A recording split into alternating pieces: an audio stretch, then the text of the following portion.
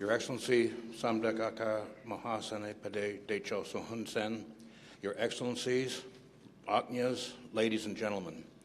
On behalf of the International Business Chamber of Cambodia, I would like to welcome you to this International Business Summit. The IBC was founded in 1994, and it has been holding these conferences on a regular basis since those early days.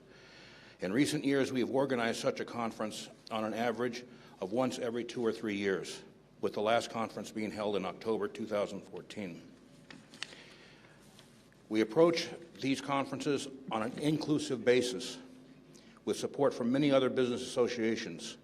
This year, we are happy to have the support of the Cambodia Chamber of Commerce, represented here by its chairman, Nyet Aknya Kitmeng, and a number of his colleagues from the Cambodia Chamber of Commerce. We also have as partners the following business associations: the German Chamber, AmCham, AustCham, BritCham, CanCham, the French Chamber, Cambodia Hotel Association, EuroCham, the Japanese Chamber, and the Indian Chamber. In addition, I would like to thank our sponsors, including Japan Tobacco, Wing, Cellcard, Aklida Bank, Manulife, Prudential, Mitsubishi Corporation, and ANZ Royal. It is my honor today to introduce Samdech Techo Hun Sen, Prime Minister of the Royal Government of Cambodia.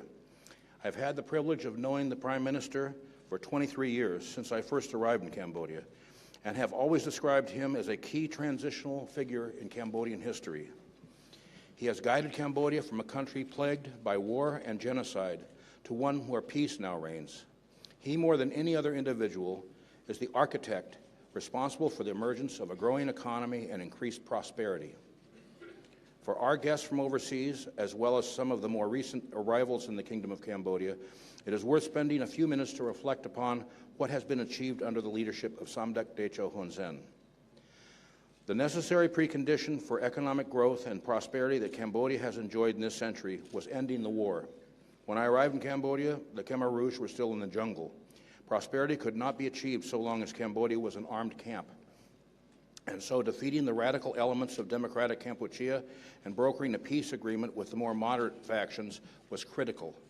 It was an early and significant accomplishment of the Prime Minister. But even before the war was concluded, by the end of the 1990s, the Prime Minister was laying the groundwork for a modern economy. From the beginning of the new government in 1993, the Royal Government dedicated itself to enacting modern laws and was dedicated to opening the economy. This was done with technical assistance from bilateral and multilateral donors, but the leadership under which this important work was done emanated from the Prime Minister. This leadership continues to this day.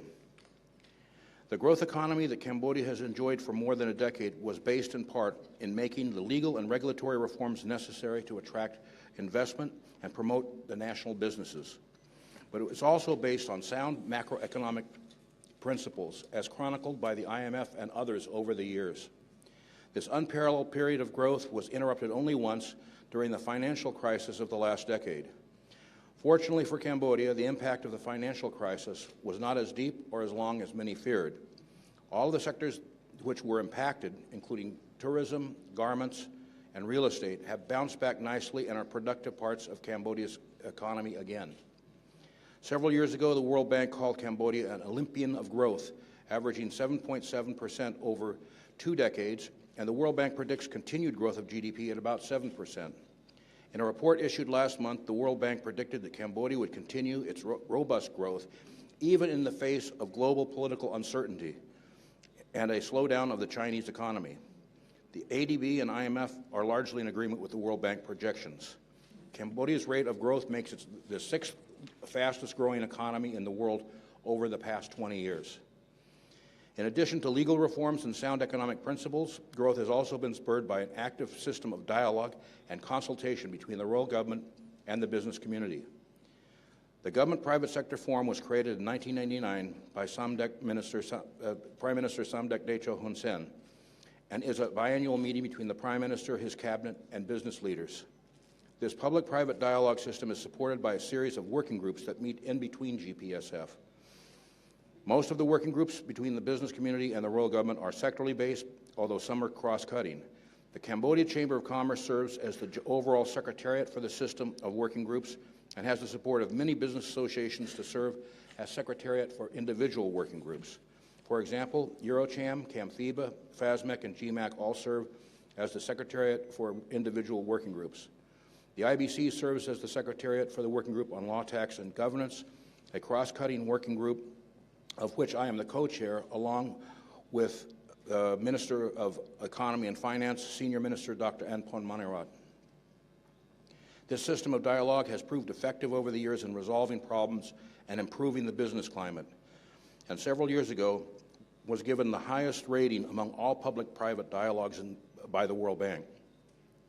But the entire system of GPSF is driven by the inspiration of the Prime Minister. I'm also happy to report today that under the leadership of the Prime Minister, there's been a renewed commitment to reform in the royal government. Following the 2013 election, the Prime Minister launched a reform agenda. There is great activity in key ministries which are creating up-to-date laws and regulations. And there will be amendments to the current laws in key areas, such as a new law on investment, which is already one of the most liberal investment laws in the region, if not the world. Also, a new special economic zone law is contemplated, which will make Cambodia more attractive for light manufacturing, which, in turn, will help broaden the base of the economy. But even before the last election, the Prime Minister was active in addressing key concerns of the people and the business community. In 2011, an anti-corruption law was passed and an anti-corruption unit created. The ACU is headed by Senior Minister Omyan Tien, an advisor of the Prime Minister, and this unit has sweeping powers. It has been very active, and one can read of arrests being made every week. The law is one of the toughest anti-corruption laws in the world, and its implementation sends a clear and positive message from the government, not only to potential investors, but to the Cambodian people.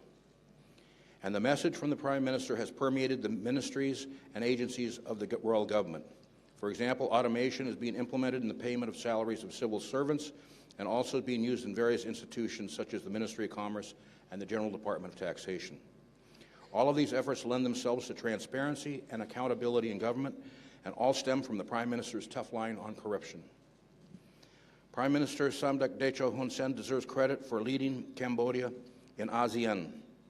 With the creation of the ASEAN Economic Community, Cambodia is well positioned to take advantage of the regional integration. For example, according to Moody's, the international rating agency, the integration will support the goals of Cambodia's development plan by raising investment beyond 25% of GDP and sustaining 7% annual GDP growth. And the Prime Minister is also leading Cambodia on the world stage.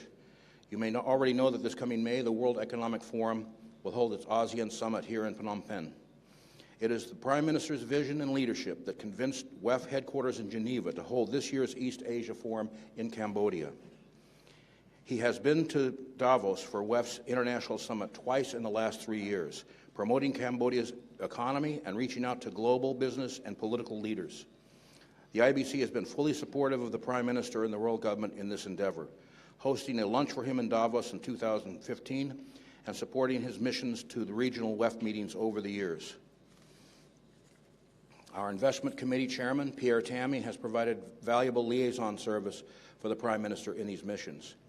And I should say, parenthetically, that the relationship with the World Economic Forum is deepening in many other areas, too. For the last year, we've had active engagement with Grow Asia, a project of the World Economic Forum aimed at the agriculture sector. And in Geneva, in Davos last month, an agreement was signed with the WEF that Cambodia would be the first country in Asia to enjoy the benefits of the blended financial capital program that they have.